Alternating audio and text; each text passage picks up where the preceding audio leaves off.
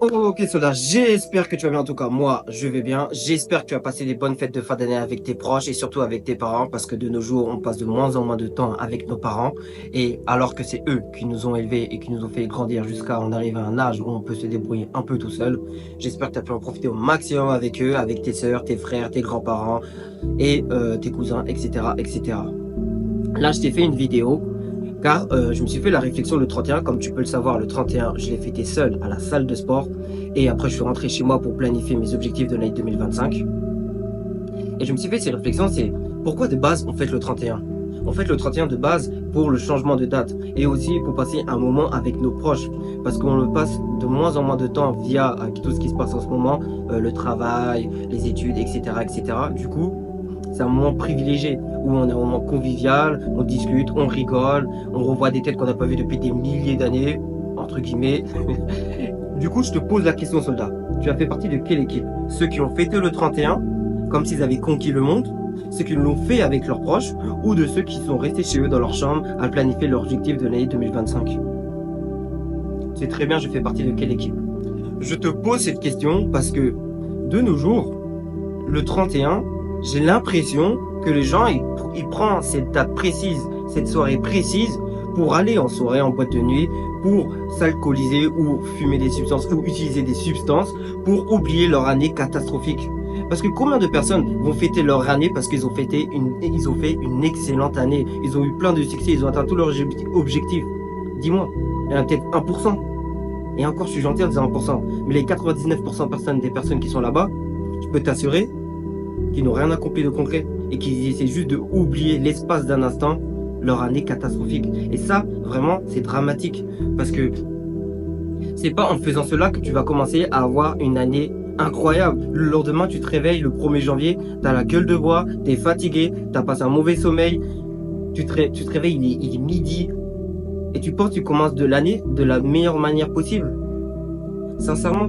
Je te dis ça avec toute la bienveillance du monde parce que j'ai été ce mec. J'ai été ce mec qui allait en soirée le 31, qui faisait la fête et tout, qui prenait des trucs à droite, à gauche pour essayer d'oublier son année catastrophique.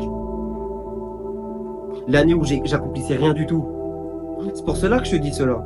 Parce que je vois au fil des années que ma mentalité a changé. Moi, aller en soirée, boîte de nuit, etc., ça m'intéresse même plus le 31. Moi, le 31, je me prépare à l'année suivante. Je me prépare à dire, ok, cette année, je vais faire ci, je vais faire ça. Comment je vais l'atteindre l'objectif, etc., etc. Et je vais te dire une chose, les plus grands gagnants de ce monde, Cristiano Ronaldo, LeBron James, Kobe Bryant, oui, je parle beaucoup dans le sport parce que c'est un truc qui me passionne énormément, etc., etc. Tous ces mecs-là, tu crois que le 31, alors qu'ils ont accompli des grandes choses dans l'année, ils vont faire la fête? Non. Parce qu'ils savent que le lendemain, ils vont devoir récupérer de leurs bêtises de la veille. Et du coup, leur récupération va être impactée. Surtout le sommeil. Parce que j'ai remarqué, dans l'Occident, le sommeil, c'est quelque chose qu'on néglige énormément. Dans les pays, on va dire entre guillemets sous-développés, le sommeil, c'est limite religieux. On te laisse dormir parce qu'on sait que c'est très important. Et en Occident, j'ai l'impression que si tu dors beaucoup, t'es paresseux. Alors que pas du tout. C'est le pilier numéro 1 dans toute une hygiène de vie. C'est plus important que d'aller à la salle, c'est plus important que de t'alimenter correctement, c'est plus important que n'importe quoi. Si t'as pas le sommeil, cela va se répercuter dans tous les aspects de ta vie. Le sommeil, c'est ultra important. Mais ce n'est pas le sujet de la vidéo parce que là, je commence à m'éparpiller. Et franchement, s'il y a un truc à retenir dans la vidéo, le sommeil, c'est trop important. T'imagines même pas, mais j'en ferai une vidéo dédiée spécialement là-dessus. En ce moment, je lis un livre. Hop. Je lis ça en ce moment, tu vois. Enfin, je le lis, je le relis encore une fois parce que ce livre, je l'ai lu il y a 2 ans, j'étais aux Émirats Arabes Unis et pendant cette période, j'étais blessé. Je me suis blessé dans le désert, je me suis fait les adducteurs. Du coup, j'étais cloîtré dans ma chambre et je me suis amusé à lire des livres. Et j'ai lu celui-là. Ce livre, il est incroyable sur le sommeil. Là, je vais le relire pour la 2e fois parce que je pense que faut que j'en fasse une vidéo dédiée et c'est une mine d'informations. C'est un chercheur qui a passé 20 ans, t'imagines 20 ans de sa vie juste à étudier le sommeil. Et il a recueilli toutes ses connaissances dans ce simple petit livre. C'est pour ça que je dis lire, c'est important. C'est ultra important de lire. Et du coup, je reviens au sujet de base, les gagnants. Quand tu disais les plus grands gagnants de ce monde, ils ne fêtent pas le 31. Ils se disent que Le lendemain, il faut que je sois en forme. Le 1er janvier, j'attaque mon année encore en pleine puissance. J'ai pas le temps de dire, oh, je suis fatigué de la veille, etc. Peut-être qu'ils vont faire un peu avec leur famille, etc. Mais je peux t'assurer qu'à minuit, 1 heure maximum, ils sont dans leur lit en train de dormir. Parce qu'ils se préparent déjà à la nuit suivante. Ils se préparent déjà à dominer et à conquérir de nouveaux objectifs. Et ça, c'est la mentalité de gagnant. Je vais te montrer un livre que j'ai lu récemment et que j'ai relu, que je suis en train de relire une deuxième fois. C'est ça. Gagner. Franchement, ce livre, je pense que c'est Yakin qui l'avait conseillé sur l'autobag. Il est incroyable, ce livre. Franchement, ce livre, il est incroyable. Mentalité de gagnant. Il parle beaucoup de Michael Jordan ou de Kobe Bryant parce que c'est les principaux sportifs qu'il a entraînés. Et franchement, si tu lis ce livre, tu auras une nouvelle mentalité, une mentalité de gagnant. Et il parle beaucoup de gagnant à la 3e personne. Parce que de gagner à la 3e personne. Parce que gagner n'a pas de pitié. Parce que tu vois, gagner veut que tu sois focus uniquement sur lui et rien d'autre.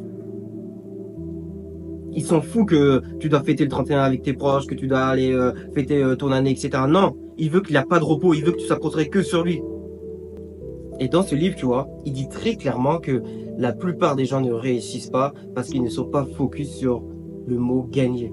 Ils ne sont pas focus juste sur gagner et rien d'autre. Kobe Bryant, tu vois, il explique dans le livre, il était par exemple à 2 bacs ou 3 bacs, je crois. Et il disait que oui, tu as réussi à gagner que à cause de ton coéquipier qui est trop fort, etc. Et que sans lui, tu n'arriveras jamais à gagner. Il a dit ok. Il a pas parlé trop, il a pas trop parlé.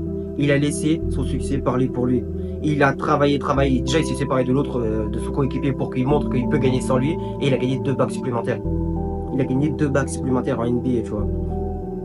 C'est pour te montrer que le mec était focus sur gagner. Tout son emploi du temps était chronométré.